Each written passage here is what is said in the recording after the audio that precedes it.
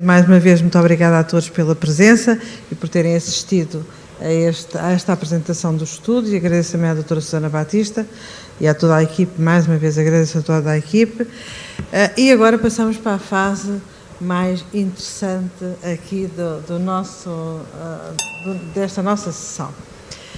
E gostava de referir que é para a AMT e julgo para o sistema de transportes em geral, é importante termos aqui a presença simultânea destas entidades que aqui estão.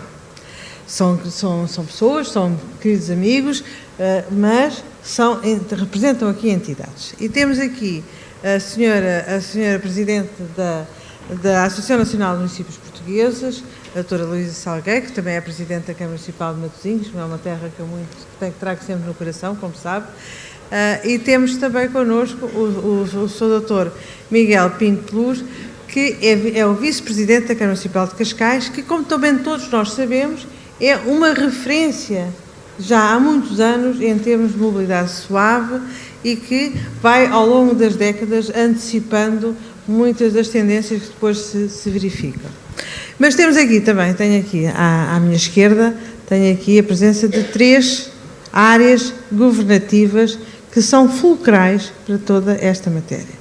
Temos a doutora Patrícia Gaspar, que é a Secretária de Estado da Proteção Civil. Temos o senhor doutor, portanto, tudo quanto é segurança rodoviária, a doutora Patrícia tem que se chegar à frente. Temos a presença do doutor, do engenheiro Jorge Delgado, Secretário de Estado da Mobilidade Urbana, que, para além da sua larga experiência já em termos destas matérias, em todos os níveis, quer como Presidente do Metro do Porto, quer como Secretário de Estado das Infraestruturas e agora como Secretário de Estado da Mobilidade Urbana, tem-se preocupado com estas questões e, portanto, é uma área governativa também muito importante. E o Sr. Dr. Carlos Miguel, meu querido amigo Carlos Miguel, que é o Secretário de Estado das Autarquias, da administração local e do ordenamento do território, que é uma peça fundamental nisto tudo. Portanto, temos a segurança, temos a tutela da mobilidade, temos a tutela do território. Portanto, temos aqui um conjunto de pessoas que eu acho que no seu conjunto podem definir tudo o que há para definir nesta matéria. E a primeira questão que eu colocava a todos é como é que encaram este estudo. Como é que encaram este estudo numa perspectiva não só das suas medidas em concreto, mas da sua aplicabilidade e da sua possibilidade de integração nas políticas urbanas, uma vez que é para os municípios que têm a obrigatoriedade e o privilégio da gestão urbanística, do planeamento urbano, ou seja, da gestão do território. E há uma questão que também tem que ser colocada a todos, que é se concordam com esta abordagem de gestão integrada destas matérias, que pode potenciar mais benefícios, na nossa perspectiva, para os cidadãos, do que o tratamento mais aprofundado em cada uma das áreas, mas que pode potenciar também, mais uma vez, desequilíbrios e acima de tudo, os ajustes em termos temporais das medidas que são aplicadas. E na primeira ronda eu gostaria de fazer este desafio, de pensar e refletir um bocadinho, de uma forma geral, sobre estas questões. Passo primeiro que tudo a palavra, acho que é a nossa Presidente da Associação Nacional de Municípios. Esse já está a funcionar. Obrigada. Muito obrigada. Muito bom dia a todas e a todos. Quero começar por agradecer à Sra. Engenheira Ana Paula Vitorino, Presidente da AMT, o convite e o desafio que fez à Associação Nacional de Municípios para estar aqui presente, e permita-me um particular gosto por estar aqui esta iniciativa de uma entidade liderada por uma pessoa que muito estimo também. Um cumprimento aos meus colegas de painel, Miguel Pinto Luz, aqui da ala dos autarcas, e à Sra. Secretária de Estado Patrícia Gaspar, ao Sr. Secretário de Estado Jorge Delgado e ao Sr. Secretário de Estado Carlos Miguel, com quem mais interage, enquanto responsável pelas autarquias. Dizer que é para nós faz todo sentido que nós, a Associação de Municípios, esteja presente aqui neste evento, e quero começar permitam-me um cumprimento muito geral a todas as pessoas que estão presentes na sala, em particular muitos colegas meus autarcas que aqui estão, a todos os dirigentes da MT, outros serviços da administração central e descentralizada, são muito importantes na concretização das estratégias que aqui são abordadas pela AMT. A minha primeira palavra é para salientar e felicitar a AMT pela iniciativa que teve de, quando nós vimos no vídeo inicial a imensa missão que a AMT tem, muito exigente e muito transversal, em muitos domínios muito exigentes, muitos deles também com grande centralidade na política atualmente, em termos de transportes e de mobilidade, mas que muito bem teve a preocupação de se dedicar,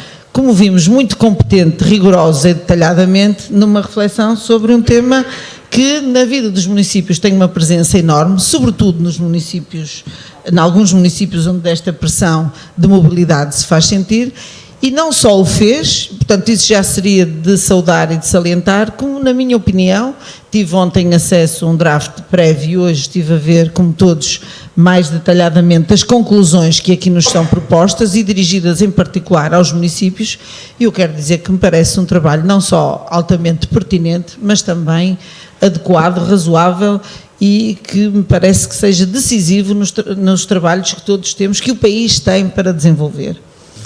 Bem sabemos que este tema da micromobilidade, dos meios suaves, de mobilidade partilhada, não são vistos de forma igual em todo o país. Na Associação Nacional de Municípios nós verificamos também neste domínio que há uma imensa disparidade de municípios para municípios. Muitos dos autarcas desejariam ter meios de mobilidade suave partilhada e não dispõem dele. Outros autarcas têm problemas, como aqui foram identificados, de uma dificuldade de convivência entre vários meios de transporte e da gestão no seu espaço urbano da presença destes veículos.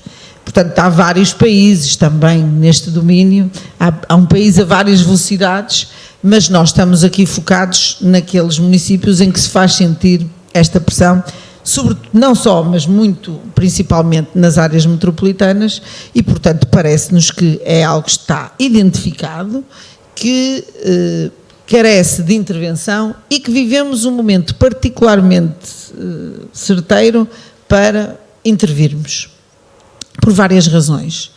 Desde logo porque o país, todos os municípios estão, neste momento, muitos deles ainda em fase de desenvolvimento dos processos de atualização dos planos diretores municipais. É obrigatório, já devia, aliás o prazo já tinha terminado no final do ano anterior, mas foi dada uma prorrogação do prazo, porque um grande número de municípios em Portugal não tinha ainda atualizado os seus planos diretores municipais, e nos planos diretores municipais deve constar o plano de mobilidade e transportes. Portanto, nós estamos todos ou a terminar ou ainda a desenvolver uma reflexão mais aprofundada no que diz respeito à área do transporte, desde logo no desenho das próprias cidades, do território. E quando vemos aqui as recomendações que a doutora Susana muito bem nos apresentou em síntese, verificamos que se recomenda que na fase de desenho da cidade se pense, dos municípios, do território, se pense na forma como queremos organizar os meios de transporte, concretamente estes. Depois, porque estamos todos, e muito bem, focados nas políticas de sustentabilidade. Portugal definiu metas mais exigentes para a neutralidade carbónica e os municípios são, mais uma vez, parceiros essenciais para que possamos todos em conjunto atingir essas metas. E se há áreas centrais na prossecução desse objetivo da descarbonização, é claro que os transportes têm um peso fundamental e, portanto, estamos a falar de mobilidade suave, estamos a falar de meios que permitirão acelerar ou atingir desses objetivos da neutralidade carbónica. Mais uma razão para tornar pertinente esta preocupação. E depois, porque, na verdade, ela é um problema real nas nossas vidas, que foi nascendo um pouco anarquicamente, sem que houvesse muitas regras. Foi o mercado que acabou por decidir o que se passava em muitos dos municípios e agora vivemos um tempo diferente, em que os municípios já têm essa preocupação e muitos de nós estamos ou já publicamos, ou estamos a elaborar os regulamentos que gerirão toda esta nossa relação com o mercado. Claro que, uma nota só para terminar esta intervenção inicial, estamos muito baseados na iniciativa privada, é o mercado da iniciativa privada que regula o funcionamento, ainda é, e nós estamos reféns de uma resposta muitas vezes volátil que existe nos nossos territórios, em que, ora, os operadores pressionam e colocam um grande número de veículos, ora, de um dia para o outro, os retiram.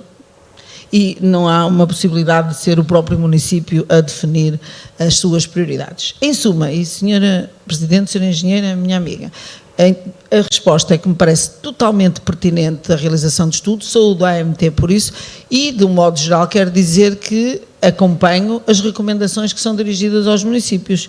Foi uma análise ainda do momento e eu diria que quase universalmente, naturalmente que requererão uma análise mais detalhada que faremos, mas vão todos no bom sentido, que me parece que vão ao encontro dos regulamentos que já existem, como Cascais tem, como Matosinhos tem, como outras autarquias têm e os outros que estão a ser desenhados. E é um excelente instrumento de trabalho que seguramente ajudará também a Associação Nacional de Municípios a interagir com os seus parceiros e levar já um trabalho mais robusto para que possamos rapidamente também criar equidade nas respostas de todos os municípios para que o país possa avançar também neste domínio.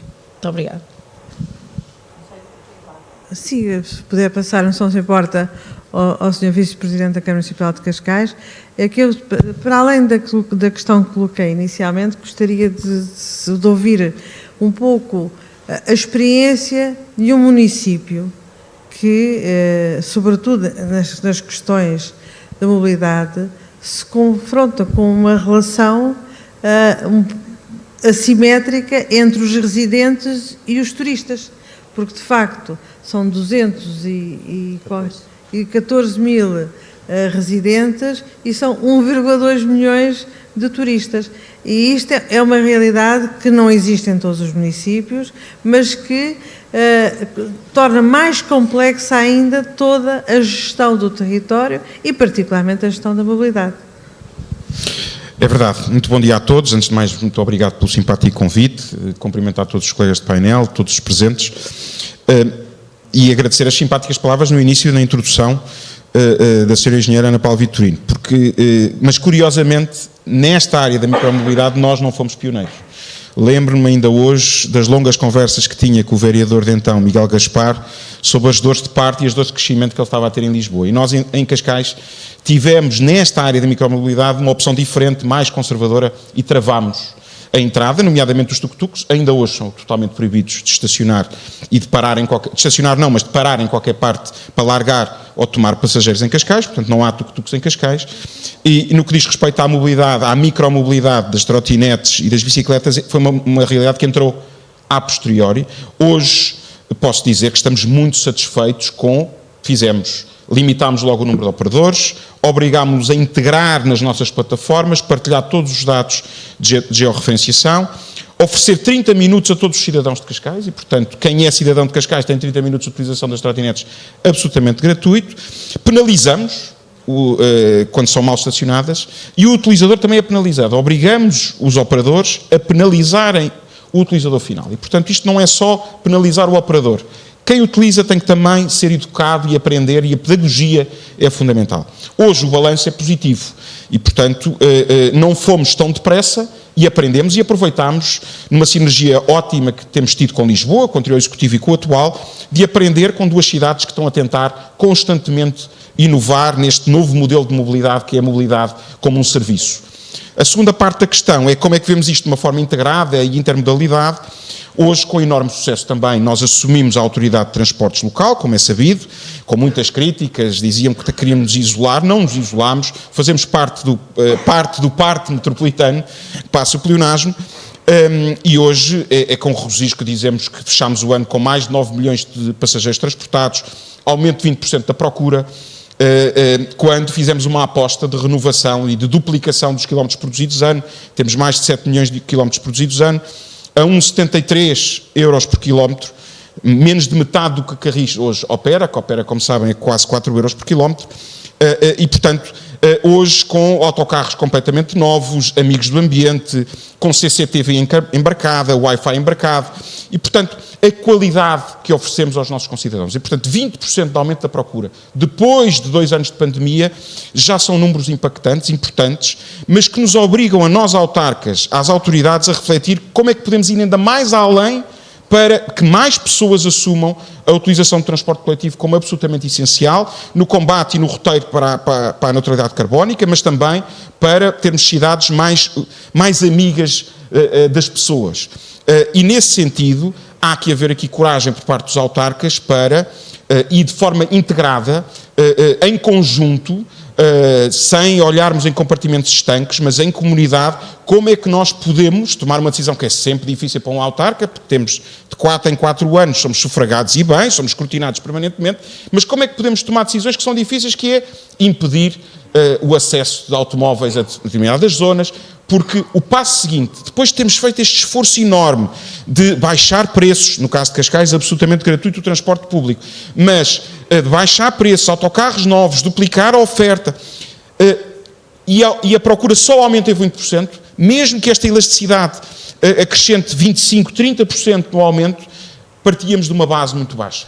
Como é que vamos fazer um esforço para mais utilizadores utilizarem o transporte público?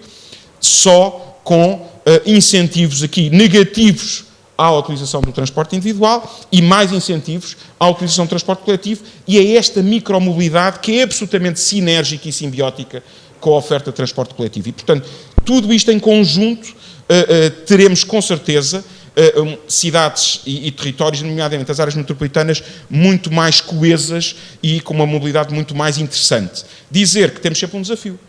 Em Portugal temos cidades pouco densas e, portanto, necessariamente todos os sistemas de transportes e o investimento em infraestrutura é sempre mais caro porque dividimos por menos utilizadores, cidades pouco densas.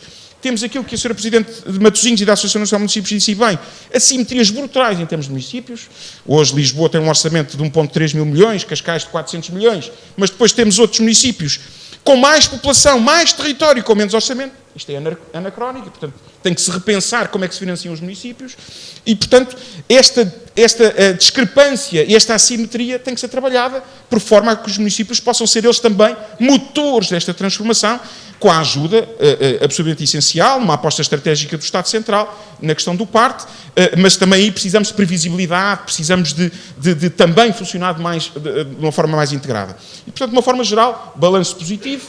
Na micromobilidade, passo a passo, integramos muito daquilo que foram as vossas recomendações, outras iremos com certeza absorver e dar os parabéns pelo estudo desenvolvido, mas trabalhar em conjunto sempre com outra mobilidade mais pesada, com a ferrovia, com o metro e, portanto, numa lógica metropolitana e não isolada ou estanque de um compartimento absolutamente exógeno ao resto da área metropolitana. Muito obrigada, Sr. Doutor. Que um engenheiro a cometer esta... Muito obrigada, Sr. Engenheiro. Mas, de facto, o posicionamento que manifestou o Dr. Miguel Pinto de Luz é... Olha, é como relativamente a mim. Eu tenho 60 anos, mas é de ter 70 e ele me chamar por doutora. Tenha paciência. Bom, mas muito obrigado. As palavras do Sr. Engenheiro expressam bem a razão pelo qual o convidei para estar aqui. É porque, de facto, tem Cascais e esta variação têm manifestado, de facto, uma modernidade e uma profundidade na abordagem destas matérias, em que aquilo que referiu da micromobilidade no âmbito, que tem que ser considerada no âmbito da utilização do território, no âmbito da utilização da rede de transportes públicos, é crucial nesta abordagem. Já passo por este lado, mas esta micromobilidade não pode ser encarada como a mobilidade dos turistas, ou pelo menos não pode ser limitada à mobilidade dos turistas. Tem que ser nesta perspectiva de gestão integrada que deve ser encarada. Depois as soluções em concreto Eu também já perguntarei se acham que deve haver aqui uma coordenação que a nível até da Associação Nacional Supramunicipal, que vá para além das áreas metropolitanas, também com certeza com muita importância às áreas metropolitanas, mas que possam existir uma reflexão sobre regras que sejam aplicáveis, pelo menos numa área core, a todos os municípios, mesmo aqueles que têm maior dificuldade em matéria de transportes públicos, como é o interior, em que aí a densidade populacional ainda é mais baixa e acaba com qualquer espalhada, exatamente, e que acaba com qualquer veleidade de utilizar modelos já conhecidos relativamente a essa matéria. Passo agora aqui para o poder. E agora... Não vergamos, pois não. Nem nós que somos independentes, nem vocês que são autarquias e que têm o verdadeiro poder, não é? Bom, mas aqui relativamente à senhora Secretária de Estado, Patrícia Gaspar, que é uma mulher da Proteção Civil, é uma mulher que pensa ao território, que tem várias valências e que tem a responsabilidade relativamente a estas questões no Ministério da Administração Interna. Eu sei bem que qualquer desafio para si é um desafio menor. Ou melhor, não é um desafio menor, mas é um desafio para o qual tem a capacidade de ir à luta e fazer. E perguntava-lhe exatamente isso. Tem a tutela da ANSR, está no Ministério que tem a tutela das forças de segurança, tem a Proteção Civil.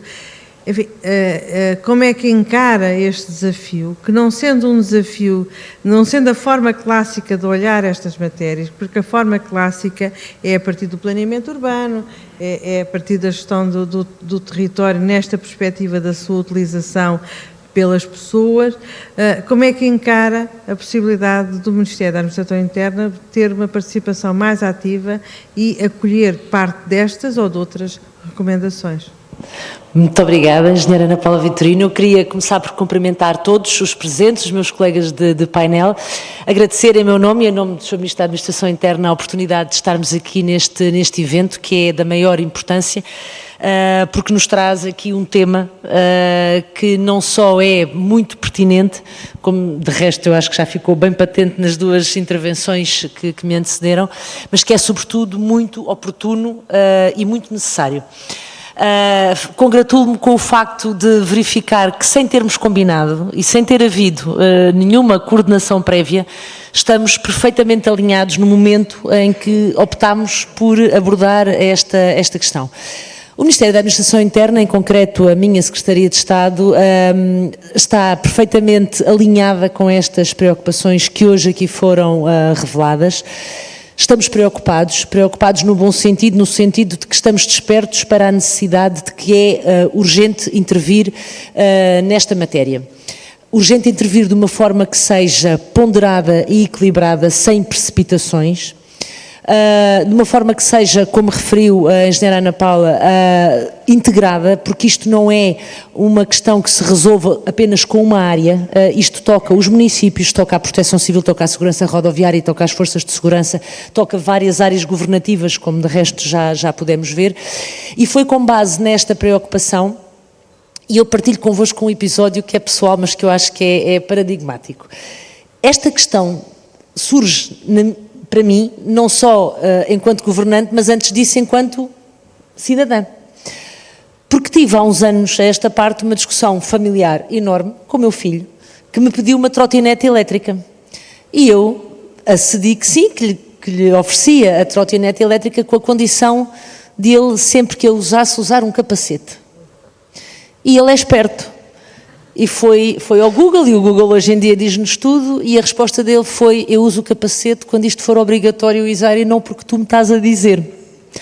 E, portanto, eu comecei a perceber, e também porque sou uma acérrima defensora da utilização dos transportes públicos, 95% das minhas deslocações são feitas de transporte público, tenho o privilégio de todos os dias atravessar o Rio Tejo com a Soflusa e, portanto, pois também às vezes, mas isso só foi a primeira vez em 30 anos, ontem que tivemos aqui um episódio um bocadinho inusitado no Tejo, porque houve um incidente, mas tenho o privilégio de fazer esta travessia e ver Lisboa todos os dias pela manhã, vista do Tejo, e comecei eu própria a ter alguns episódios no Terreiro do Paço de confronto menos simpático com esta questão das trotinetes.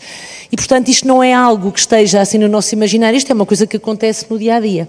E, portanto, é absolutamente fundamental nós começarmos, de facto, a alinhar as nossas vontades, a alinhar a nossa intervenção, para que com os municípios, as comunidades intermunicipais, as áreas metropolitanas, que têm aqui uma função, eu diria, imprescindível, sem eles o Estado Central não vai conseguir resolver este problema, e foi com base nesta consciência que nós decidimos, no próximo dia 17 de janeiro, levar a efeito um seminário sobre mobilidade suave, futuro em segurança, onde os municípios vão estar convidados a estar presentes, a AMT também, outras áreas governativas, outros serviços e, obviamente, as forças de segurança, precisamente para quê?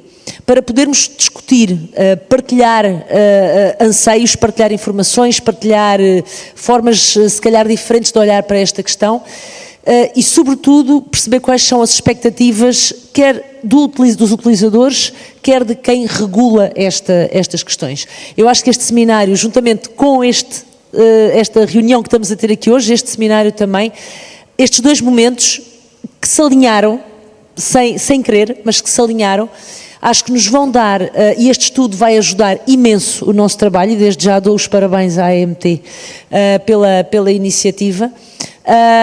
Este estudo vai ajudar-nos imenso em definir este caminho, como é que nós vamos trilhar este caminho, que é urgente, que é importante, que tem que ser feito de forma integrada, mas também tem que ser feita de forma muito equilibrada, para garantir que estas novas formas de mobilidade continuam a existir, que continuam a ajudar àquela que é a vida, sobretudo nos centros, nas grandes urbes, mas se calhar não só, ela pode e deve se calhar estender-se a outras áreas do território, mas sobretudo em respeito por aquilo que são as regras da segurança, as regras da segurança não só para os utilizadores destas formas de mobilidade, mas também para os restantes utilizadores. Nós não vamos nunca conseguir ter uma via dedicada para as bicicletas, uma via dedicada para as trotinetes, uma via dedicada para os peões, uma via dedicada para os carros. Nós vamos ter que aprender a conviver todos em segurança e garantir que, de facto, estes números que já começam a ter alguma expressão são reduzidos. E volto ao meu exemplo pessoal, eu fico sempre um bocadinho preocupada quando o meu filho sai de trotinete, porque fico, e gostava de ficar menos, e portanto acho que temos todos o dever, não só enquanto governantes, enquanto responsáveis políticos, enquanto responsáveis de forças e serviços que são relevantes para esta matéria, mas sobretudo enquanto cidadãos, de contribuir de facto para que este fenómeno possa desenvolver-se, mas em segurança. Agradeço as suas simpáticas palavras no início e acho mesmo que vamos ter aqui hoje uma oportunidade fundamental de ajudar a definir o que é que temos que fazer daqui para a frente. Muito obrigada. Muito obrigada, Sra. Secretária de Estado. Estamos sempre disponíveis para colaborar com qualquer entidade, quer eu, quer os meus colegas de Conselho, que estão aqui mesmo neste alinhamento. Estamos sempre preparados para colaborar, quer com o Governo, quer com a Assembleia da República, que já nos tem solicitado variadíssimos pareceres sobre um conjunto imenso de matérias na nossa área, claro, quer com os municípios, aliás, com os municípios temos uma interação permanente com os municípios, com as CIMs, enfim, por causa dos parceiros obrigatórios que nós temos que dar e são vinculativos relativamente aos contratos de serviço público, mas também com os nossos colegas de outras entidades e, portanto, disponha que está nos nossos estatutos apoiar a definição de políticas públicas que nesta área e por isso também, que é também o que enquadra este estudo que nós realizamos. E agora passando aqui para o Sr. Engenheiro, o Secretário de Estado, com quem de facto temos tido uma colaboração muito importante, uma interação muito importante, que também nos solicitam várias vezes pareceres e apoio na definição de algumas matérias. Eu gostava agora de passar a palavra e dizer, bom, eu sei particularmente que apoia muito e tem muita preocupação relativamente a esta matéria, mas gostaria que publicamente dissesse qual é a sua perspectiva, como é que encara estas matérias, se acha que devemos partir para uma coordenação maior entre várias, em que tenhamos uma abordagem multidisciplinar e multiterritorial destas questões. Por favor, Sr. Secretário de Estado. Muito obrigado. Cumprimentava a Ana Paula, Presidente da MT, cumprimentava os colegas de painel, a todos os participantes. Bom dia a todos. Bem, quem tem na designação da função que ocupa, mobilidade urbana, é naturalmente, provavelmente, o maior interessado neste tema dos presentes, não é? Apesar de tudo, estes temas são sempre temas que têm uma interdependência tão grande com outras áreas governativas que eu poderia ser aquele que mais recolhe louros de um tema deste a funcionar bem, mas que mais depende de todas as outras áreas, seja do território, seja dos municípios, seja da segurança rodoviária, seja das autarquias. Portanto, sou uma parte que tem, se calhar pode colher mais os louros de todo um trabalho de muita gente e que é preciso de fazer. Eu talvez começasse por, e aqui já foi referido, nomeadamente pelo Engenheiro Pinto Luz, o tema, nós temos, antes de mais, e este tema da micromobilidade é importante por isso, um problema de mobilidade. Em geral, em termos gerais. Temos um problema de mobilidade, a forma como nos movemos, pela razão evidente da forma como o veículo automóvel individual invadiu a nossa vida, é muito ineficiente do ponto de vista económico, energético, é ambientalmente muito má e é, acima de tudo, também, do ponto de vista da qualidade de vida das pessoas, um modelo que já não é razoável, diria eu, para um nível de qualidade de vida que acho que todos desejamos para os nossos cidadãos no século XXI. As pessoas passam demasiado tempo para se deslocar de forma absurda e isto, enfim, é um estado que nos habituamos a viver, mas de facto que tem que ser transformado. E essa transformação implica um conjunto de ações, já o referi algumas vezes, há uma sigla, um acrónimo inglês que é o ASI, que é o Avoid, o Shift e o Improve, que sintetizam um bocadinho aquilo que é preciso fazer, o avoid no sentido de evitar viagens, os modelos de trabalho têm que se alterar, a organização das cidades, a cidade dos 15 minutos também são tendências que hoje se procuram. Se formos falar do improve, tem a ver com as melhorias, da eficiência energética e da organização dos sistemas, mas acima de tudo também o shift, o mudar de modo, ou seja, esta tal invasão do veículo individual que nos assistiu e com a qual convivemos tem que ser alterada. E as pessoas só vão de facto mudar no dia em que tiverem uma alternativa que as sirva, e que lhes dê o conforto e que as sirva de forma eficaz. E isso só vai acontecer, porque a quantidade de movimentos e a quantidade de pessoas é muito grande, quando desde logo tivermos o pilar de transporte público coletivo forte, musculado e capaz de dar resposta. E por isso, enfim, um conjunto de investimentos que estão a ser feitos, seja nas redes de metros, seja na ferrovia, seja na modernização e no apoio que estamos a dar à área rodoviária, seja pelo incentivo ao tarifário que tem sido dado, tudo isso são medidas que tendem que têm como objetivo, exatamente, dizer às pessoas, há aqui uma alternativa pesada de escala que serve e que cumpre com os objetivos que dá resposta às necessidades das pessoas.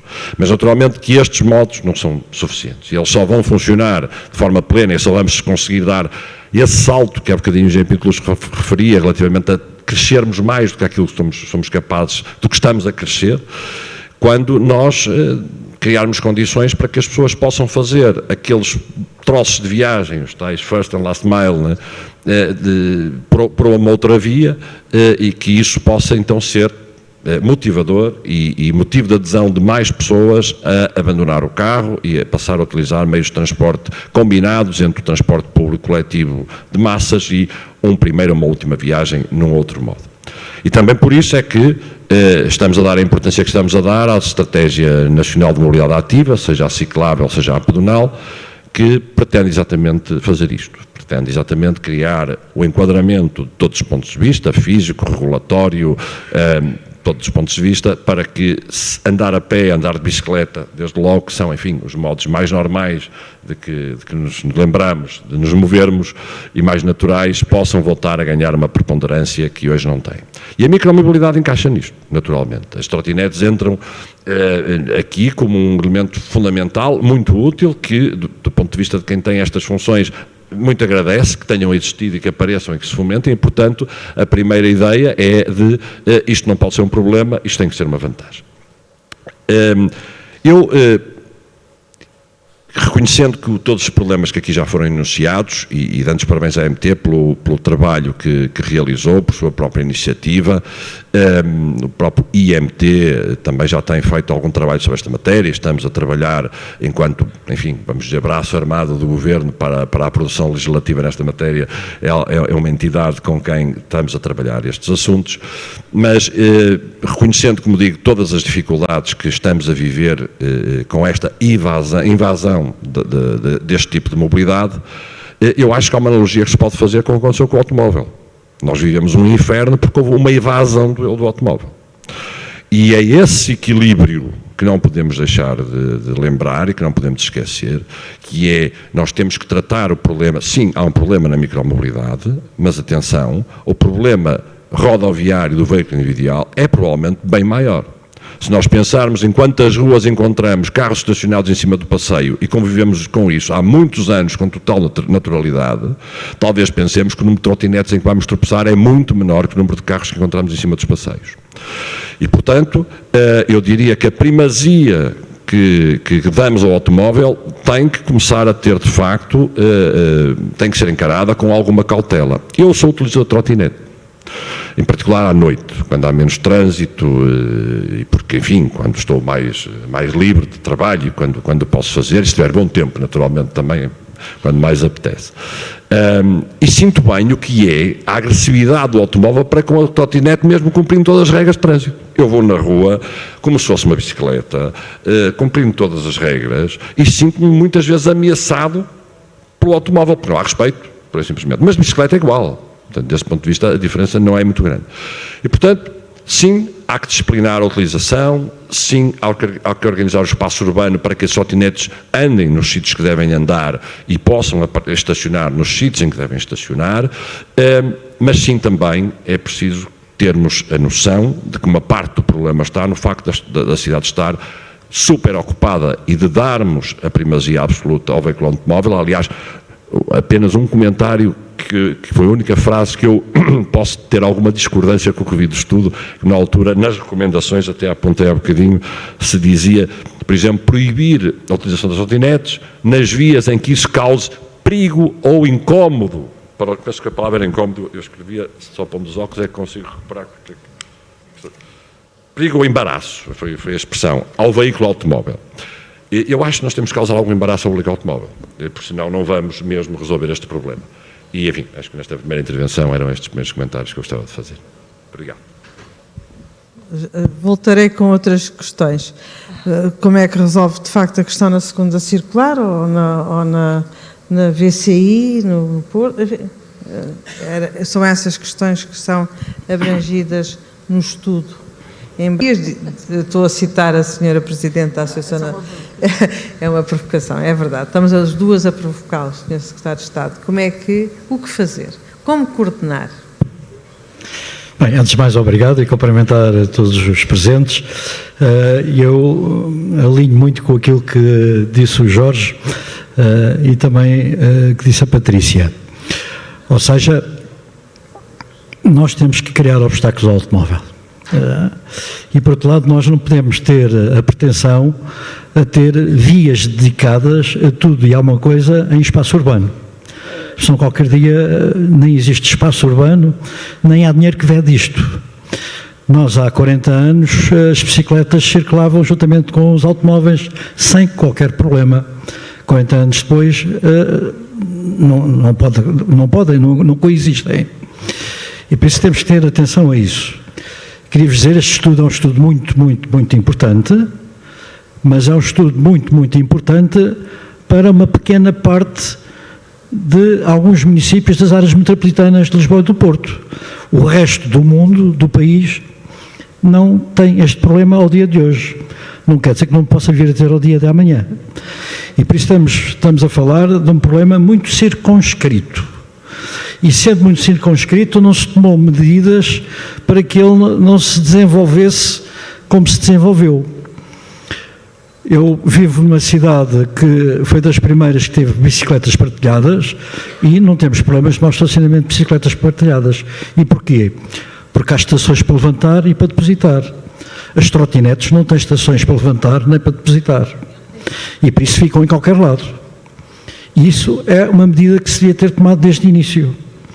E por isso os municípios investem milhões e milhões na resolução dos problemas de mobilidade das pessoas com mobilidade reduzida, e depois desses milhões investidos e depois das obras feitas, as pessoas com mobilidade reduzida deparam-se com as trotinetes e com as bicicletas, que já algumas também não têm estações próprias, andam de forma vagabunda à frente e a caírem e digamos, a desperdiçar-se recursos e a desperdiçar-se vidas. A Patrícia Gaspar não falou aqui no número, mas eu falo com ele porque para mim é mais preocupante que as trotinetes. É que no ano 2021 houve 29.217 acidentes com vítimas. E desses 29.217 acidentes com vítimas, 80% foram em espaço urbano. Ou seja, os acidentes existem em espaço urbano. Então isto quer dizer que a gente tem que limitar e arranjar formas de que as coisas não aconteçam no espaço urbano. E, digamos, as zonas 20 a hora ou as zonas 30 a hora, hoje 30, Pontevedra já tem zonas a 20, devem, na minha opinião, ser uma realidade, digamos, nacional.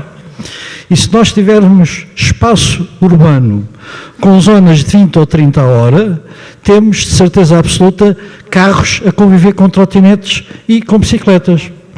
Até porque o carro deixa de ter a vantagem que tinha, porque não pode andar mais depressa que isso. Mas agora, minha querida Patrícia, para que isto aconteça é preciso que haja fiscalização. Porque cabe ao município, e o município tem competências para regular o trânsito dentro das cidades. E também tem competências para fiscalizar o estacionamento dentro das cidades. Mas como é que ele fiscaliza uma zona de 30 a hora ou uma zona de 20 a hora se não tem competências para fiscalizar a velocidade? Só Lisboa é que tem. Mais nenhum sítio tem, mais nenhum município tem. E isso é importante, porque os municípios não podem manter sempre a mesma estratégia que serve como serve, que é de fazer lombas, passadeiras elevadas, mas depois não podem ter um radar para fiscalizar. Eu hoje, na minha cidade, tenho, por exemplo, ambulâncias a fazer um circuito mais longo para chegar ao hospital, para não passar pelas lombas. E por isso as lombas não são uma solução para tudo. E por isso nós temos que ter limitação de velocidade que permita que haja convívio entre o carro, a bicicleta e a trotinete. Temos de ter meios de fiscalização. E esses meios de fiscalização, na minha ótica, passa necessariamente para que todos os municípios possam fiscalizar velocidade, assim como fiscalizam o estacionamento. E se andarmos nesse caminho, poderemos, na minha ótica, andaremos num caminho mais confortável de futuro e com menos que de 29.217 acidentes, 80% dos quais em área urbana. E por aqui me fico para já. Muito obrigada. O Sr. Secretário de Estado lançou aqui questões muito interessantes e que leva a que talvez um dia destes tenhamos uma sessão dedicada ao transporte público, de uma forma geral. Mas agradeço. Mas disse muito bem, porque o nosso grande problema hoje é que não temos transporte público para as pessoas. É verdade, é verdade. Não temos, e por isso eu há pouco provocava aqui o meu amigo e colega engenheiro Jorge Delgado, dizendo, bom, nós não podemos estar à espera de ter o melhor dos sistemas de transportes públicos do mundo para ter medidas ativas de inviabilização do uso do transporte individual. Porque a única forma de nós temos um ciclo virtuoso é ter mais passageiros, para podermos ter mais investimento, para podermos ter melhor financiamento e sustentabilidade do transporte público e, ao invés deste ciclo vicioso, que é estamos sempre à espera do financiamento externo, estamos sempre à espera da sustentabilidade do sistema, porque não temos passageiros, não temos procura que o viabilize, porque as pessoas andam de carro. Portanto, ou seja, temos que... Eu julgo que muitas vezes é preciso ter coragem técnica e coragem política para abordar os problemas. Não é só coragem política, não é só coragem técnica, é também juntar as duas coisas, juntar a coragem política e a coragem técnica. E de pensar um pouco para além das eleições, dos resultados eleitorais. Sendo que os únicos que nessas matérias têm a vida simplificada são os municípios de Lisboa e os municípios do Porto. Porque os municípios de Lisboa e os municípios do Porto serão, porventura, aqueles que, se aplicarem medidas restritivas do uso de transporte individual à séria, não estão a prejudicar os seus próprios municípios, mas sim os municípios do resto das áreas metropolitanas, e por isso não estão a ter, acabam por ter têm algum ónus, mas têm um ónus mitigado, um ónus político mitigado. E por isso leva à questão da coordenação. E em que sede é que devem ser definidas algumas normas que, no fundo, acabem por robustecer e dar algum respaldo político aos decisores políticos dos municípios, porque poderão utilizar regras comuns, ao invés de estarem a ter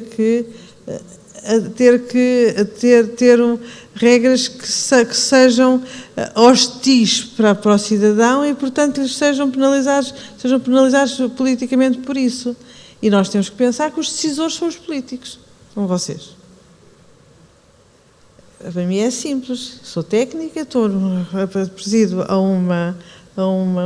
uma entidade técnica e posso propor aqui as coisas que nós, em consciência, achamos que tecnicamente deveriam ser aplicadas. Portanto, passamos para a coordenação. E pergunto isto a duas pessoas que têm coragem política para fazer a diferença. Mas onde é que se deve estar essa coordenação? Onde é que devem ser construídas as medidas? Como é que devem ser construídas as medidas para dar respaldo e coragem a quem tem que as aplicar?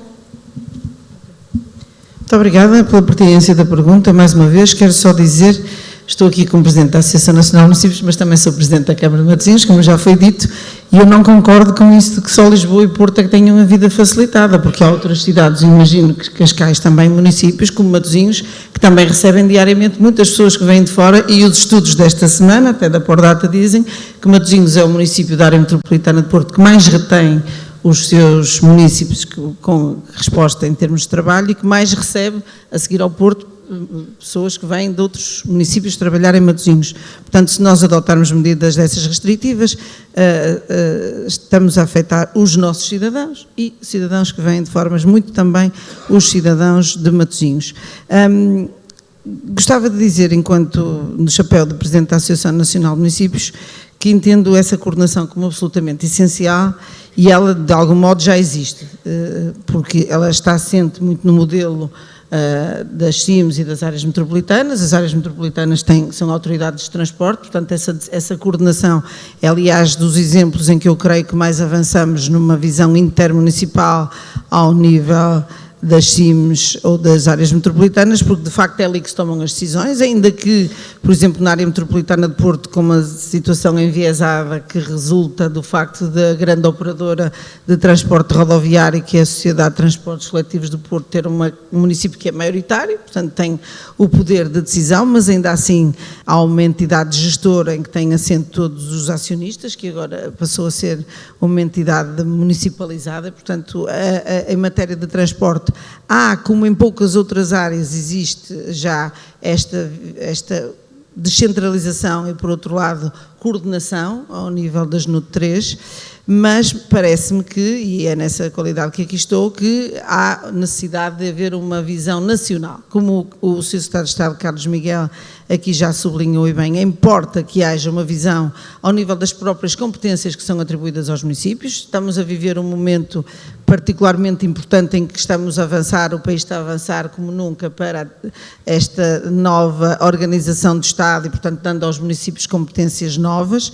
Aliás, fechamos esta semana uma área importante das 3 principais, já fechamos a educação, a saúde e a ação social. O Sr. Primeiro-Ministro anunciou que é preciso, e pretende descentralizar novas áreas. Estamos agora a robustecer as outras 19, entre as quais se inclui a gestão do estacionamento público, em que ainda há muitas dificuldades, ou algumas dificuldades, sobretudo tecnológicas e digitais, para ultrapassar, mas sem dúvida que é ao nível das competências temos que começar por discutir, e dos recursos associados que serão imprescindíveis e que teremos de abordar também. Mas desde logo, ao nível legislativo, aquilo que aqui hoje está a ser proposto e discutido.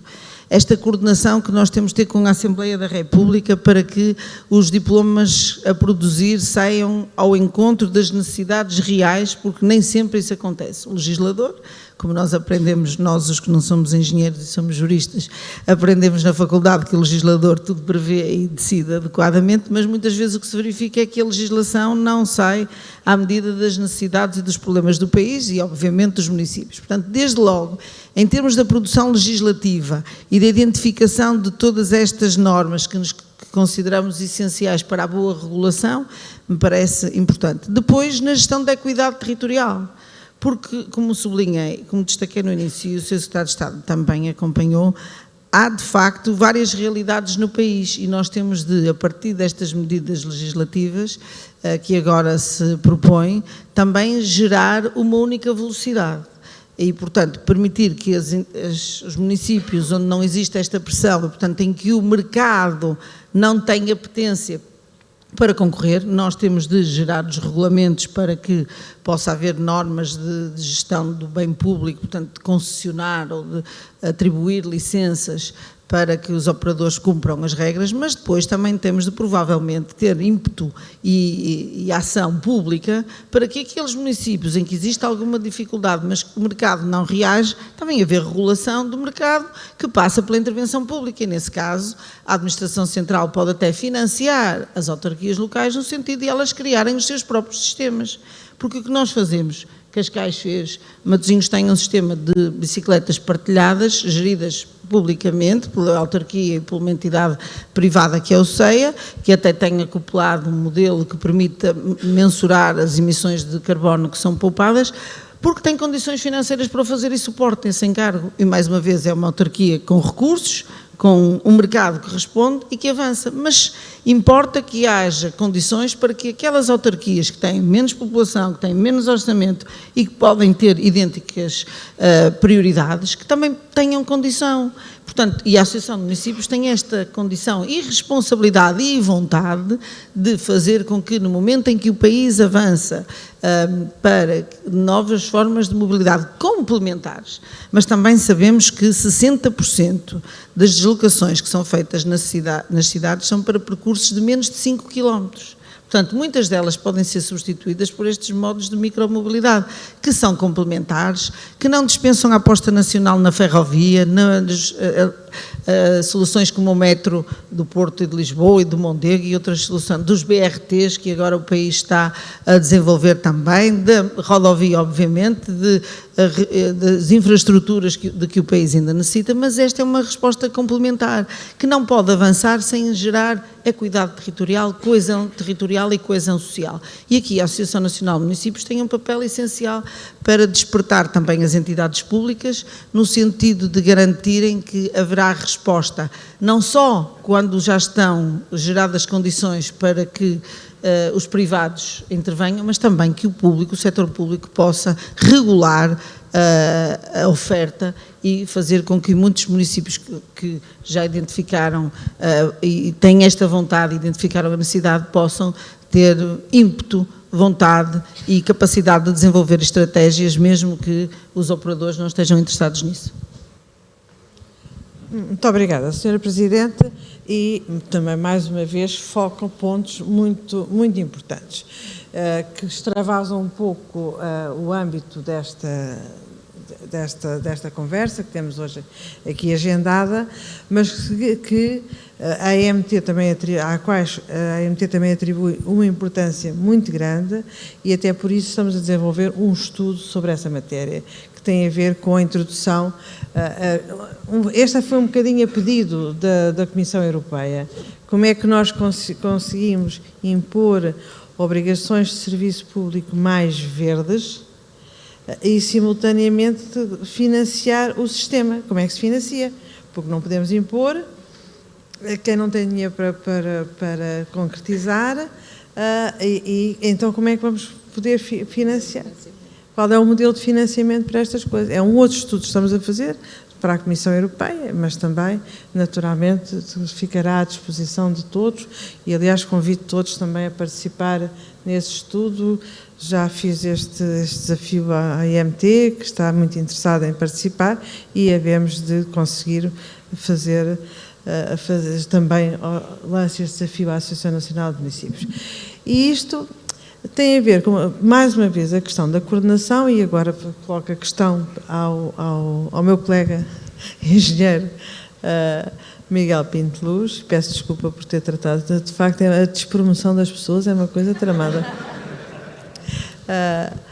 que tem a ver um pouco com isto, não estando nós aqui nesta sessão a resolver todos os problemas do mundo, tem a ver com uma outra questão que é, de facto, como a doutora Luísa disse, nós, os poderes públicos, as entidades públicas, não têm sabido acompanhar a evolução de muitas matérias que, em concreto, têm que ser resolvidas e que não estão a ser resolvidas.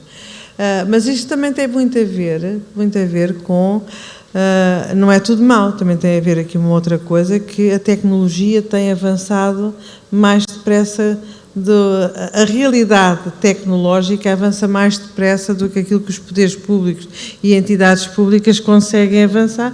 É uma questão que é extremamente importante, e, portanto, quando nós estamos a tentar resolver os problemas de agora, já estão outros problemas a acontecer, e, portanto, temos que aqui entrar com maior capacidade de antecipação, mesmo que não seja para resolver os problemas todos, mas pelo menos para resolver a maior. Mas isso, nessa capacidade de antecipação, coloco uma outra questão que é a seguinte. Nós estamos aqui a falar de micromobilidade, mas no âmbito da micromobilidade e dos modos suaves, desenvolveram-se tecnologias que poderão ser utilizadas elas próprias para resolver problemas fora da micromobilidade. Há muitos anos, e estão aí pessoas que fizeram esses estudos, estudava-se com a mobilidade a pedido, ou seja, como é que se concretizava, que no fundo veio a ter resposta nesta micromobilidade em áreas urbanas. E como é que Cascais, como é que o Miguel vê a possibilidade de pegarmos naquilo que já existe para resolver outro tipo de problemas, antecipando o futuro? Mas permita-me só fazer aqui alguns comentários do que ouvi neste debate saudável. Eu sinalizei precisamente na minha intervenção essa necessidade dos autarcas darem esse passo de impedir a utilização ou de criar incentivos negativos. Mas não cabe só aos autarcas. Eu vou dar exemplos do Governo Central. Os autarcas podem, e faz sentido, acontece em muitas cidades da Europa, que edifícios de escritórios não possam ser licenciados com estacionamento, ou estritamente com estacionamento para os clientes e não para os funcionários. Isto obriga a que também o Estado Central nos ajude nesse processo. É óbvio. Hoje fazem-se edifícios de escritórios com 3, 4, 5, 6 caves. Isso é o incentivo para toda a gente utilizar o transporte individual. Portanto, isso é um exemplo de como é que nós podemos coordenar. Outro exemplo que nós podemos trabalhar em conjunto, os horários das escolas. E, portanto, hoje está cada vez mais descentralizado para os municípios, mas obriga também a coordenação, porque sabemos que muitos pais até colocam os filhos no município onde trabalham e não onde vivem. E, portanto, cria que não existiria de outra forma. E, portanto, os horários das escolas também obriga à coordenação. E ao nível da área metropolitana é difícil a coordenação desse tipo de situações e, portanto, o Estado Central, mais uma vez, pode ajudar. Onde é que o Estado Central também pode ajudar? Através da APA. Porque quando nós colocarmos portagens, e vamos ter que caminhar para isso, eu sei que é politicamente difícil de dizer, mas vamos caminhar para isso. Londres tem, outras cidades têm, e portanto vamos caminhar para isto. Existirá portagens em certas zonas das cidades, pelo menos as cidades mais densas, que neste caso é Lisboa. Mas há outra forma também de taxar, que é, ou de informar, ou de pedagogicamente alterar comportamentos, que é obrigar as cidades a colocarem indicadores das suas emissões e das concentrações de emissões em todos os pontos. Há pontos críticos que as pessoas nem imaginam. Um dos pontos mais poluídos da área metropolitana de Lisboa é perto do mercado de Cascais. Quem é que diria isto? As pessoas pensariam Lisboa, Avenida da Liberdade. Não. Porquê? Porque é um vale, há uma zona de concentração grande de transporte individual, transporte coletivo, e portanto nós estamos a trabalhar. Mas era bom nós publicitarmos, até é publicidade negativa, mas se não o fizermos, ninguém vai contribuir para esta alteração de comportamentos. E portanto há aqui uma série de áreas, não é só portajar, não é só criar incentivos, e mais um que me lembro agora, que é o IUC, que também contra mim sempre falo, que é, e isto também cabe ao Estado Central, o IUC hoje é cobrado na sede social das empresas locadoras. Não faz sentido, Cascais recebe mais, o Oeiras recebe mais, Lisboa recebe mais do que todas as outras. E o carro anda em Bragança, e o carro anda em Vila Real, mas o IUC é cobrado na sede das locadoras. Cabe a Vossas Excelências, ao lado do poder, tomar essa decisão. E, portanto, e contra mim falo que Cascais recebe muito IUC naturalmente, porque tem sedes de algumas locadoras grandes e, portanto, recebe. Portanto, eu acho que aqui não há, também aqui não há barreiras, é em conjunto temos que encontrar essas soluções. Em conjunto temos que encontrar essas soluções, é absolutamente gritante, é fundamental. E depois também, sou insuspeito para fazer a afirmação que vou fazer aqui, mas um ex-governante, que saiu há pouco tempo, diz uma frase que eu estou absolutamente de acordo. Houve um desinvestimento na ferrovia enorme. A linha de Cascais chegou a transportar mais de 40 milhões de passageiros. Hoje transporta 20 e poucos milhões. E, portanto, é esta preocupação de nós também olharmos para as nossas cidades, para o nosso território, também com preocupação para esse transporte mais pesado, com maiores necessidades de investimento, nomeadamente do lado do CAPEX, que nós também temos que nós municípios, em conjunto com o Estado Central, como é que podemos encontrar soluções que ajudem o Estado Central também a financiar este tipo de operações que sabemos que são difíceis. Como é que renovamos a linha de Cascais? Como é que renovamos? São investimentos muito grandes.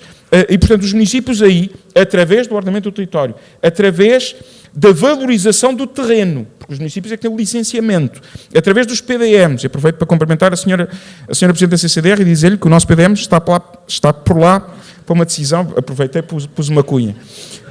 E, portanto, mas é em público, portanto, os municípios, através dos PDMs, podem ajudar o Estado Central a valorizar terreno e podermos encontrar sinergias e financiamento para estas mudanças de paradigmas. Portanto, há aqui um conjunto de coisas, com aquilo que nós aprendemos, respondendo à sua questão, destes fenómenos de mobilidade local, mas à escala metropolitana e à escala nacional, como é que nós podemos partilhar estas boas práticas e, em conjunto, encontrarmos e construirmos um território melhor para os nossos concidadãos. Muito obrigada, Sr. Engenheiro. Mais uma vez deu aqui alguns impulsos para as perguntas que posso colocar a este lado da mesa. E que também eu gostaria também de acrescentar aqui algumas questões, que são, fala-se muito no investimento público, mas também temos de falar no investimento privado, ou seja, por quem é que é feita a apropriação da mais-valia dos sistemas de transportes? E qualquer discussão do financiamento não pode passar à margem da avaliação das externalidades e da avaliação das mais-valias e quem é que se apropria delas, e que está um pouco cruzado também com a questão do IUC. Porque é que há de ser um empreiteiro que está a construir à porta do metro que há de ficar com mais-valia, porque não é ele que se apropria dos preços mais elevados pelo facto de ter um metro à porta, que é um investimento público. E, portanto, como é que podemos também julgar com estas questões? Não tem a ver com a micromobilidade, mas tem a ver com o financiamento do sistema de transportes e, portanto, também tem a ver com a micromobilidade. Mas antes de passar a palavra ali ao Sr. Secretário de Estado, queria aqui perguntar à Sra. Secretária de Estado, foram aqui focadas na primeira ronda várias questões que são muito, muito importantes e que têm a ver com a fiscalização. A fiscalização, naturalmente, que pode e deve ser feita por várias entidades públicas. Temos aqui o IMT, temos a ANSR, temos a AMT, para além da AMT, naturalmente, mas é, por excelência, uma matéria da administração interna. E, portanto, gostaria de ouvir também, neste âmbito, no âmbito dos transportes, no âmbito da mobilidade, não peço para me descrever a segurança interna, não é? Mas neste âmbito, como é que, de alguma forma, a administração interna pode contribuir para aumentar a fiscalização daquilo que é óbvio? Que existem incumprimentos, que levam a mais acidentes, que existe um fazer de conta que os códigos da estrada ou outros não se aplicam às pessoas e parece que isso só serve para conversa de café, mas como é que todas as entidades podem contribuir para que essa fiscalização, que é a responsabilidade primeira do Ministério da Administração Interna, possa ser mais eficiente? Sem dúvida, muito obrigada pela questão. Eu, antes de ir em concreto à questão da fiscalização e pegando um pouco naquilo que referiu há pouco sobre os prédios de escritórios com ou sem lugares de estacionamento, eu acho que isto mexe muito, esta questão mexe muito, como outras questões relacionadas, quer com a proteção civil, quer com a segurança rodoviária, e nós apresentámos há 2 dias, o balanço da Operação Natal e Ano Novo, e eu tive a oportunidade de falar sobre isto, depois no fim até à comunicação social. Muitas das vezes nós estamos a falar de verdadeiras mudanças que não são tanto mudanças sistémicas, mudanças legislativas, mudanças regulamentares, são mudanças de mentalidade e são mudanças na forma como nós, enquanto sociedade, enquanto comunidade, olhamos para determinadas questões. E essas são as mais difíceis, porque eu essas não consigo fazer por decreto. Eu essas tenho que fazer com muita aposta na sensibilização, com muita aposta na educação, e isto muitas vezes leva, às vezes mais do que uma geração, a conseguir operar a mudança. Veja-se o que nós fizemos, a conquista que tivemos, por exemplo, com as questões ambientais, com a reciclagem. Há 30 anos ninguém reciclava, foram os miúdos que em casa nos obrigaram quase, que nos convenceram, os pais, as famílias, a operar esta mudança, e hoje em dia eu penso que é quase para todos, ou já para uma grande maioria, impensável juntar tudo no mesmo lixo. E depois é impensável pensarmos que se nós em casa não tivéssemos este papel de cidadania ativa e não reciclássemos, todo o trabalho que está depois ajusante e que faz parte das funções, quer dos municípios, quer do Estado Central, não surtiria o mesmo efeito, porque eles não se conseguem substituir àquele que é o patamar mais singular e mais individual da nossa sociedade. E aqui, na segurança rodoviária, como em outros aspectos, nós temos exatamente o mesmo problema. É aquilo que me leva, a mim não, mas aquilo que leva alguém a estacionar em cima da passadeira e dizer: é só um bocadinho, eu já venho, vou só ali buscar qualquer coisa. Ou estacionar em frente a uma garagem, como já aconteceu no meu prédio, eu vou só ali beber café e já venho. E a pessoa não pensa que naqueles 2 minutos alguém em situação de urgência pode ter que sair daquela garagem. Ou quando estaciona num lugar para pessoas com mobilidade reduzida. Isto jamais será resolvido com fiscalização, ou só com fiscalização, porque objetivamente eu não consigo ter um polícia atrás de cada pessoa, eu não consigo ter um polícia em cada rua, eu não consigo ter um polícia em cada carro, como também não consigo ter uma câmara em cada praceta. Isto é impossível. Ainda assim, quer a ANSR, quer as forças de segurança e agora também os municípios, tem-se aumentado brutalmente nos últimos anos a capacidade de fiscalização e os números da fiscalização. É também muito fruto disso que nós temos hoje muito mais noção e temos maiores números em termos de infração, porque também se fiscaliza mais. Quanto mais eu fiscalizar, mais infrações eu vou apanhar. Agora, parece-me a mim absolutamente claro que isto não vai lá só com a questão da fiscalização, porque eu nunca vou conseguir ter um polícia em cada sítio. Agora, há outras formas além também destas mudanças de mentalidade, que é uma questão que temos discutido muito também com a ANSR, que são as limitações explicativas, autoexplicativas, ou seja, ter uma estrada ou ter uma via municipal onde eu ponho lá um sinal proibido de circular a mais de 30 km/h, só por si se calhar não chega. Pode não ser a lomba, podem ser outras formas de impedir efetivamente ou que naturalmente o condutor, quando entra naquela via, perceba que não deve andar a uma determinada velocidade, porque se aquilo for óbvio e explicativo, eu próprio me regulo, eu próprio acabo por me controlar. Quando eu tenho carros estacionados à frente, sistematicamente à frente, por exemplo, de creches ou infantários, isto já aconteceu comigo também, muitas das vezes a solução é, se calhar, pôr pinos naquele passeio e as pessoas deixaram de estacionar naquele sítio. É autoexplicativo, eu tenho um pino, eu não consigo estacionar. Quando conseguimos melhorar os índices de sinistralidade, por exemplo, em determinadas vias do nosso país, com intervenções tão simples como colocar pinos nas vias centrais que impede as ultrapassagens, autoexplicativamente e automaticamente impedimos determinado tipo de comportamentos. Portanto, isto é uma cadeia de valor. E esta cadeia de valor só vai ter sucesso se nós conseguimos trabalhar em todos os elos desta cadeia. Não há uma silver bullet, não há uma manobra que só por si nos leve ou nos conduza ao sucesso.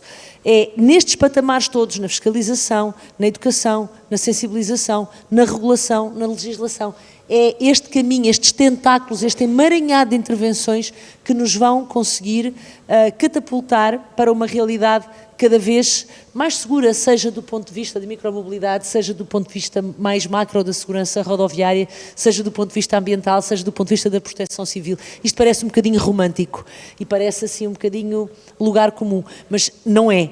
E eu acredito que é objetivamente através desta integração das diferentes políticas e das diferentes formas de intervenção que nós vamos conseguir fazer esta mudança.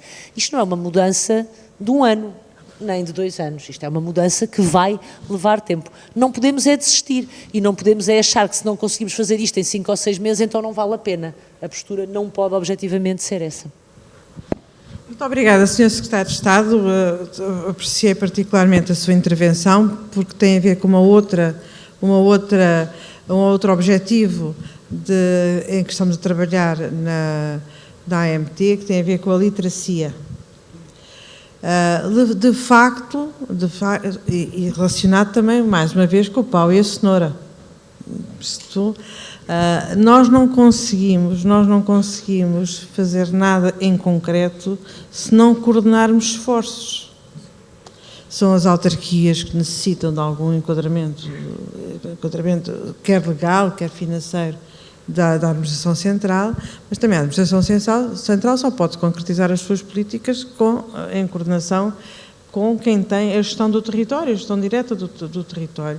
E então, quando há áreas que são simultaneamente a Administração Central e a Administração Local, então aí ainda torna mais obrigatória esta coordenação. Mas deixe-me só dizer-lhe o seguinte, não basta, de facto, se tornar óbvia a necessidade de impor determinadas medidas. Deixe-me dar a minha experiência pessoal. Eu vivo numa zona da cidade de Lisboa, em que tem a limitação de 20 km por hora na circulação. 20 km por hora. E enquadrada, esse bairro é enquadrado à volta por zonas de 30 km por hora. Eu devo dizer que quando sai da zona dos 20 para a zona dos 30, eu nunca vi nenhum carro a passar a menos de 50 ou 60, a velocidade normal, em Lisboa. E também não vi ainda ninguém a respeitar a prioridade do Código da Estrada que eu tenho ao entrar nessas horas. E, portanto, tem toda a razão. Isto não é só uma questão de pôr o sinal, mas também não é só uma questão de ser perceptível e intuitivo porque é que existem essas limitações. Tem que haver, de facto, para além da tal literacia que leva à mudança de comportamentos, também as pessoas têm que ser penalizadas, porque a política do pau e da cenoura, infelizmente, funciona. Nós, se queremos diminuir os carros, temos que proibir os carros de entrar. Se queremos que as pessoas passem a ter determinados comportamentos ao volante, se calhar temos que aumentar a penalização por não os terem. E, portanto, tem que haver aqui também a coragem de dizermos que, bom, não é só a ADC, a Autoridade da Concorrência, que pode aplicar multas milionárias. Se calhar a PSP também tem que poder, se calhar o IMT, a NSR e a AMT também têm que poder aplicar coimas e multas mais significativas, proporcionais ao potencial dano. Porque nós não podemos ter, de facto, as trotinetes a saltar para cima em visuais, mas também não podemos ter os carros a saltar para cima das pessoas ou dos outros carros porque têm um comportamento selvagem na condução. E isto são questões demasiado sérias para serem ditas, como eu estou a dizer, em tom jocoso. São questões que nós temos que ponderar de facto, porque, como diz e com toda a razão, não podemos pôr um polícia atrás de cada cidadão, ou cada carro, ou daquilo que for, porque depois também tínhamos que arranjar mais outros tantos polícias para estar atrás do polícia, porque também são pessoas. Agora, eu gostava, passando esta parte da fiscalização e das polícias, que naturalmente carece de um maior aprofundamento e de uma abordagem específica, que não é aqui o caso. Depois, na próxima ronda, na última ronda, gostaria que me falasse um pouco na Visão Zero 2030, que me parece extremamente importante para esta discussão que estamos aqui a ter. Senhor Secretário de Estado da Mobilidade Urbana, gostaria que aprofundasse um pouco, porque sei que tem pensamento e iniciativa política nessa matéria, esta questão. Não vamos estar só a pensar nos coitadinhos dos carros que são prejudicados pela micromobilidade, vamos também pensar naquilo que são políticas de transporte público e políticas que, de uma forma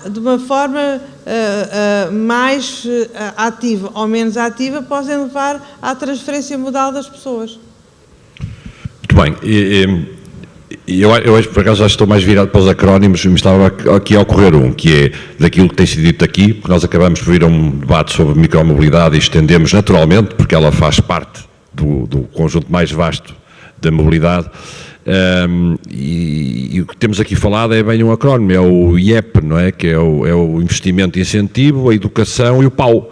São as três coisas, o PAU no sentido literal de criar ali alguns incentivos negativos.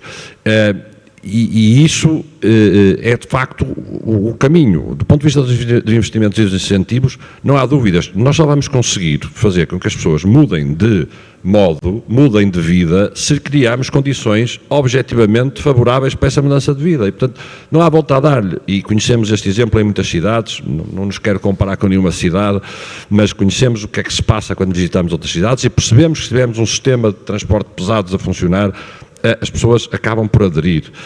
Mas isto também é válido para o território menos denso, porque nesses territórios também temos um déficit grande de transporte público que faz com que as pessoas, ainda que não tenham se calhar a mesma escala dos engarrafamentos, mas que deviam ter e têm que ter e devem ter a oportunidade de poder fazer uma opção de transporte público desde que ele exista e esteja disponível. A Lei 52 já fala disto, mas eu acho que nós temos que ir para lá daquilo que está na Lei 52 e vamos ver, acho que neste momento as autoridades de transporte são todas a fazer um trabalho pela primeira vez de planeamento das suas redes, com a AMT a validar os modelos, há um trabalho de conhecimento, nós temos atribuído, através do Fundo Público de Transportes, de Serviço Público de Transportes, temos atribuído incentivos à capacitação das autoridades para elas poderem fazer o melhor trabalho possível de análise do território e de desenho das soluções. E ao nível dos investimentos ainda, as cidades, e porque centrando-me na micromobilidade, têm de facto de desenvolver os seus planos de mobilidade urbana sustentável, onde esta componente da mobilidade é fundamental e onde ela possa, enfim, funcionar com o conforto e com a segurança que leva as pessoas a adotá-la, assim como a mobilidade pedonal e a mobilidade ciclável. E depois, ao nível ainda no nível dos incentivos, não podemos deixar de falar da questão do incentivo do preço, naturalmente que tem que ser acessível, tem que ser claramente vantajosa a utilização deste tipo de transportes combinados. Temos que falar da maior informação e da facilitação na utilização múltipla, combinada destes modelos.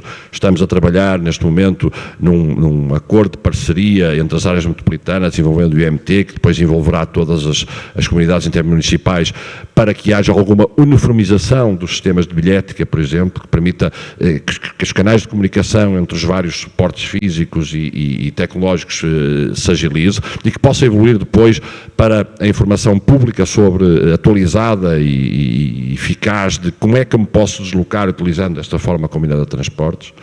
Estamos a trabalhar numa ideia da criação do cartão de mobilidade, que é um cartão, enfim, não é uma ideia propriamente inovadora, mas é uma ideia que achamos que devemos desenvolver, no sentido de poder permitir que as empresas atribuam aos seus trabalhadores um cartão que não é mais do que um cartão onde está depositado um conjunto de dinheiro que pode ser usado em mobilidade.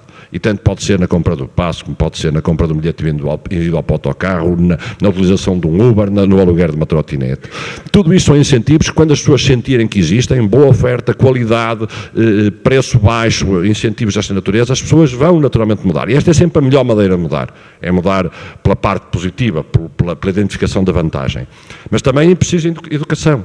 E é preciso educar as pessoas a mudarem o filtro, o chip do comodismo do carro individual e fazê-las perceber que afinal se calhar não é tão cómodo quanto isso, afinal é ilusório. E no caso das trotinetes, a educação é fundamental. Falámos aqui de alguns dos problemas, são problemas de civismo, são problemas de nós olharmos para a trotinete como um brinquedo e não como meio de transporte. Eu acho que há muito isto, de se considerar que isto, enfim, nem tem que respeitar as regras. Não, é preciso sensibilizar e educar as pessoas no sentido que este meio de transporte é um meio de transporte que tem que seguir as regras. E elas já existem. Se grande parte delas fossem cumpridas, nós não tínhamos metade dos problemas. E a terminar a questão do PAU. Enfim, o PAU é o desincentivo, é o limitar a entrada de carros, é muito mais do que isso. Eu reconheço bem as medidas que o Engenheiro Pinto de Luz há bocadinho referia, de outra natureza, dos edifícios, claro que sim, completamente de acordo. Algumas medidas de limitação deste tipo e também as limitações que as próprias propostas da AMT para a micromobilidade também estão aqui a introduzir, também são paus. São dizer assim, tu tens que usar isto, não podes andar mais do que esta velocidade, tudo isto são limitações que permitem contribuir para melhorar este ecossistema da micromobilidade, que para mim é um ecossistema fundamental. Senhor Secretário de Estado. O ar é solene. Não, é a penúltima intervenção. A próxima ronda será um minutinho para cada um, para dizerem para fora. Não, para fora da cenoura. Senhor Secretário de Estado, por favor, há pouco estava a desenvolver um raciocínio muito interessante e que já foi aqui aplaudido e apoiado por todos nós, relativamente, então, está bem, tudo isso é muito interessante, então, e o interior e as zonas com menos capacidade, com menos população, com menos capacidade de financiamento. Quer acrescentar alguma coisa relativamente a isso? É uma boa oportunidade para podermos falar nisso. Efetivamente, e revivando a questão dos espaços 20 ou dos espaços 30, que são importantes para todos os centros urbanos, sejam eles grandes, médios ou pequenos, são importantes para todos os centros urbanos. Temos que também olhar muito para aquilo que é o transporte público, melhor dizendo, a falta de transporte público. fora dos grandes centros urbanos não há transporte público. Ponto final, parágrafo. E só, ou melhor dizendo, só há transporte público fora dos centros urbanos, ou das linhas que servem os centros urbanos, quando há escola a funcionar. Se nós não tivéssemos transporte escolar, o transporte público era quase igual a zero. Nas zonas do interior do país, que é tudo aquilo que fica a 10 km do mar. Tudo aquilo que fica para lá dos 10 km do mar é interior. E aí não existem. E por isso, ou nós conseguimos revolucionar isto, de forma a incentivar que existam, porque comunidades intermunicipais a lançarem concursos e eles ficarem desertos são mato. São mato. E por isso já temos comunidades intermunicipais, digamos, a pensar em serem eles próprios, a serem os detentores das empresas e os detentores desses transportes como forma de poder chegar às zonas onde existem pessoas e que se quer que elas continuem a existir lá. E por isso, independentemente da regularização de tarifas, que é importante existir, e que existem diversidades do arco da velha, que criam desequilíbrios entre cidadãos, e eu vivo num território em que esse desequilíbrio existe, entre o meu município e o município ao lado, que já pertence à área metropolitana de Lisboa, paga-se o dobro para chegar a Lisboa. E por isso, essa discrepância, essas desigualdades devem ser trabalhadas no sentido de serem mais igualizadas. Mas elas não são aplicáveis se o transporte pura e simplesmente não existir.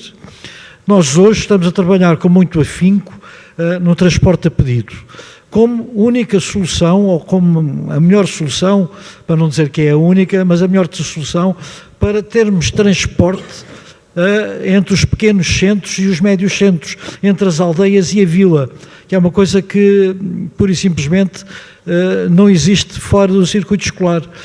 E esse é um trabalho muito, muito difícil e muito árduo, e que cada vez o programa é pior, cada vez as coisas se adensam, não melhoram, mas pioram.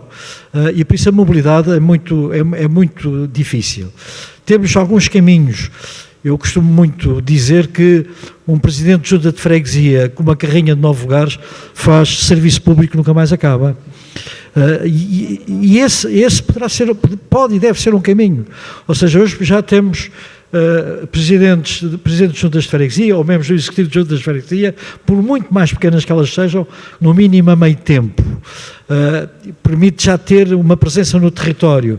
Se eles forem dotados desses meios, há muito transporte que pode ser feito. O transporte que leva a pessoa ao mercado, à praça ou ao banco, desde que seja marcado no dia anterior, pode ser feito, e é feito pela própria junta de freguesia, com a dita de carrinha 9 lugares, com investimento mínimo.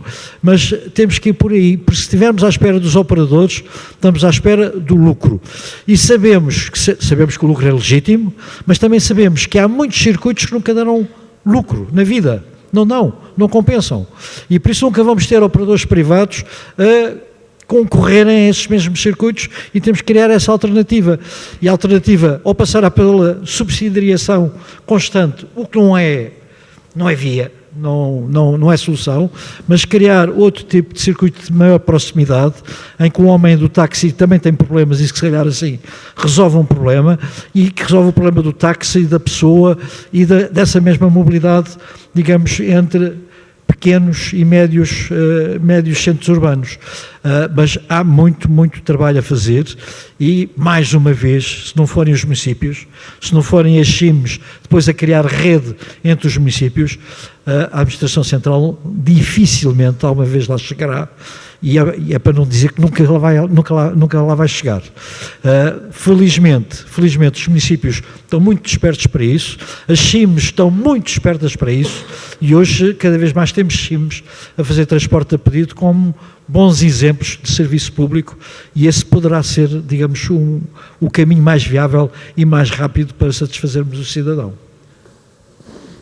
Muito obrigada, Sr. Secretário de Estado. Sou testemunha de várias dessas iniciativas, porque de presidentes de Câmara e de CIMs que contactam a AMT até para serem apoiados na implementação de sistemas diferentes do standard, precisamente por incapacidade de financiamento de outro tipo e de interesse e desinteresse por parte dos operadores de serviço público. Bom, ronda final, 1 minuto, e, portanto, Sra. Presidente, é 1 minuto para fazer as suas declarações finais. Chama a atenção que estamos numa sessão sobre micromobilidade urbana. Sim. Muito bem, muito rapidamente, dizer que, obviamente, a micromobilidade urbana é um tema incontornável das nossas estratégias de transporte nos municípios, que, não sendo uma realidade única, deve ser presente complementarmente, não dispensa o reforço e o conhecimento aprofundado das outras necessidades de transporte que existem. Quero deixar isto bem claro, que também precisam de uma articulação próxima entre o Governo, as CIMs, as áreas metropolitanas e, obviamente, a Associação Nacional de Municípios. Uma preocupação grande no momento que estamos relativamente ao processo legislativo, para que o processo legislativo possa acomodar propostas como estas, que nós acompanhamos, para que esta área importante possa funcionar de forma amigável, não criando conflitos com as pessoas, não estou a falar com o veículo automóvel, mas com as pessoas, para que seja envolvendo as pessoas, que nada funciona de forma, se utilizarmos um modelo impositivo, que tem de ser com o envolvimento das pessoas, e que nós, municípios, somos as entidades mais próximas, que podemos, de uma forma mais aprofundada e rigorosa, por um lado, fazer a identificação do status quo que temos atualmente e também do modo como devemos avançar para que haja, sobretudo, algo que me preocupa muito, que é a equidade territorial, coesão territorial e coesão social, que é essencial para que medidas como esta possam avançar, ter sucesso e caminhar rumo a um objetivo global, que é o da sustentabilidade, que passa também por medidas como esta. E da parte da Associação Nacional de Municípios, termino como comecei, dando os parabéns pelo trabalho que foi feito e pelas propostas que foram apresentadas, que me parecem ir exatamente ao encontro daquilo que os municípios portugueses precisam e que Portugal precisa. Muito obrigada. Simplesmente agradecer a oportunidade de termos estado aqui e uma mensagem positiva, que é a AMT de facto tem sido um regulador com quem trabalhamos de uma forma muito sinérgica e estamos reconhecidos pela vossa capacidade de resposta, que não é muitas vezes possível, mas pela vossa capacidade também de pensarem e ajudarem a pensar os diferentes problemas da mobilidade. Isso é muito importante, o regulador também ter essa componente pedagógica, de pensamento, de agregar conhecimento, e isso é aqui uma mensagem final de agradecimento por esta oportunidade, mas por tudo aquilo que têm feito e na sua presidência, nomeadamente. Muito obrigado. Então, para terminar, não sei se vou conseguir cumprir 1 minuto, porque queria, antes de mais, alinhar aqui a minha intervenção com Miguel e com a Luísa, dizendo que, de facto, este é um estudo um bocadinho diferente. É um estudo que eu acho que é da maior importância, deu-me imenso prazer lê-lo, e é um estudo muito objetivo, que não é aquelas coisas etéreas que depois nós lemos aquelas páginas todas e no fim ninguém percebe muito bem o que é que dali vai sair. Isto não, é perfeitamente objetivo, é pragmático e é orientador, e eu acho que vai dar aqui um contributo fundamental para todas as entidades, sejam os municípios, seja o Estado Central, seja as comunidades intermunicipais, que querem e que desejam efetivamente fazer trabalho nesta matéria, e portanto, de facto, não são palavras de circunstância, são palavras sentidas e muito honestas. Muitos parabéns à AMT pelo trabalho que fizeram. Sobre a Visão Zero, dizer que nós estamos, aliás, a Autoridade Nacional de Segurança Rodoviária tem feito um trabalho muito exaustivo, um trabalho, sobretudo, muito integrado, com base num grande diálogo, ouvindo todos os parceiros, ou pelo menos a esmagadora maioria dos parceiros, quer da sociedade civil, quer de outras áreas, que partilham responsabilidades nesta matéria, e, portanto, foi possível chegar a bom porto com um documento que é um documento estratégico e que nos vai dar aqui um bocadinho a bússola, como eu costumo dizer, para os próximos 10 anos, mais coisa, menos coisa. É um documento que privilegia, sobretudo, dois objetivos que eu acho que são muito importantes: a proteção da vida humana e, de facto, a segurança do ambiente rodoviário, assim, em 2 grandes parangonas. O documento não está ainda completamente fechado, nós vamos apresentá-lo ainda durante o primeiro trimestre deste ano na primeira comissão da Assembleia da República, para também poder recolher os contributos dos deputados deputados dos diferentes campos e áreas políticas. Contamos fechá-lo de seguida e depois materializá-lo através de planos de ação que vão ter vigência de 2 anos, onde temos matérias concretas, com metas concretas e com objetivos muito claros. E eu acho que é aqui que nós vamos ter a grande possibilidade de entroncar ou de fazer convergir aquelas que são as principais linhas deste estudo com aquilo que é o trabalho que vamos ter depois de fazer ao nível da segurança rodoviária, no que diz respeito sobretudo ao combate à sinistralidade e a esta criação do ambiente rodoviário, todo ele diferente e mais seguro. Muito obrigada e parabéns. Muito bem, mensagens finais. Temos um problema de mobilidade, é óbvio, micromobilidade faz parte da solução, é uma peça importante, portanto, muito bem-vinda. Tem problemas, temos que os tratar, não olhemos para os problemas que a micromobilidade gera como a causa de todos os males, olhemos também para o lado, para o comportamento do automóvel individual e a selvageria que muitas vezes vemos na sua utilização em movimento ou parado.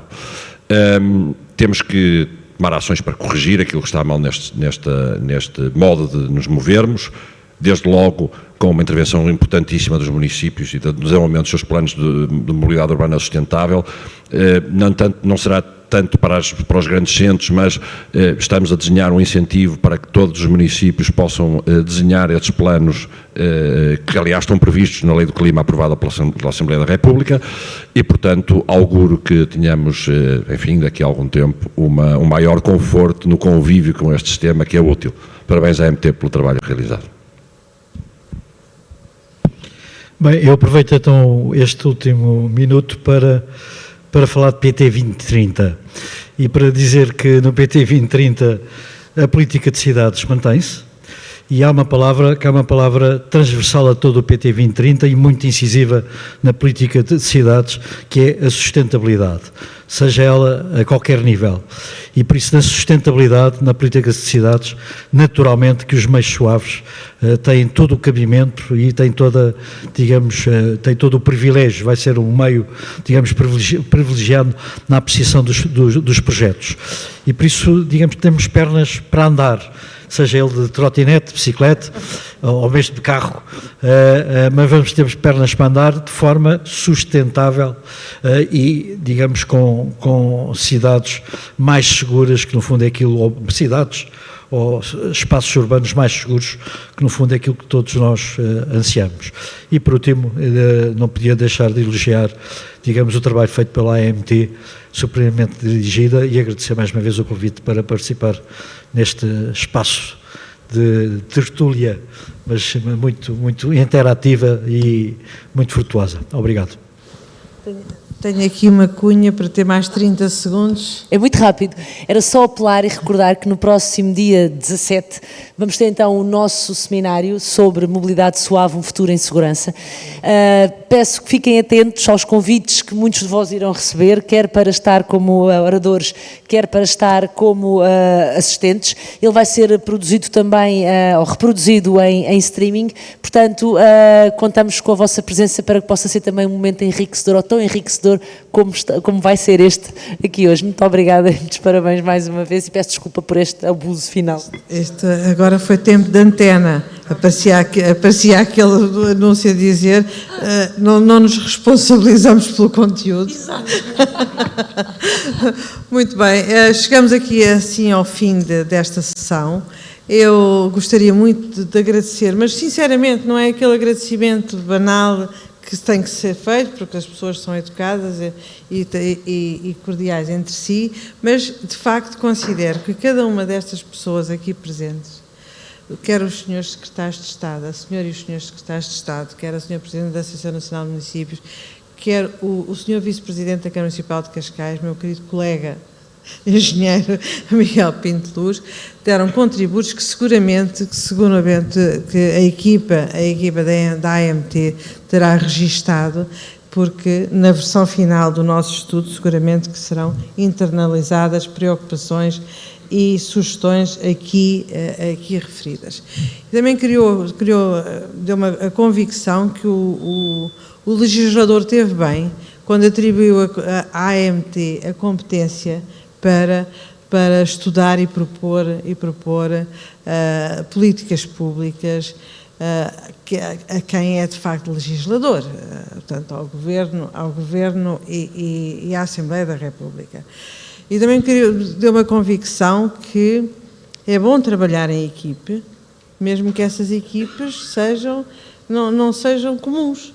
É bom trabalhar com os municípios, é bom trabalhar com os membros do Governo, e isto também me dá a convicção que tenho a autorização implícita para contactar com o IMT e com a ANSR para irmos mais além neste estudo e consolidar propostas que possam ser tratadas pelos gabinetes de forma facilitada, porque já têm a bênção de todos os organismos públicos que informam estas matérias. E também quero agradecer às pessoas que estão aqui presentes, que são pessoas que nesta iniciativa não participaram, mas com as quais nós colaboramos frequentemente, quer a nível das empresas, dos operadores públicos, sejam eles municipais ou da Administração Central, quer a nível de operadores que aqui estão representados, da FEUP que está aqui representada. Quero agradecer terem estado aqui e continuarem a participar, continuarem a colaborar connosco, possibilitando a realização destes estudos e de outros que também estão a decorrer. Nesta task force que vão envolver as outras entidades, também naturalmente contactarei quer com a Associação Nacional de Municípios e com a Câmara de Matosinhos, quer com a Câmara de Cascais, para podermos também consolidar outras ainda melhores soluções que possam ser apresentadas. Muito obrigada a todos, foi um gosto, até à próxima.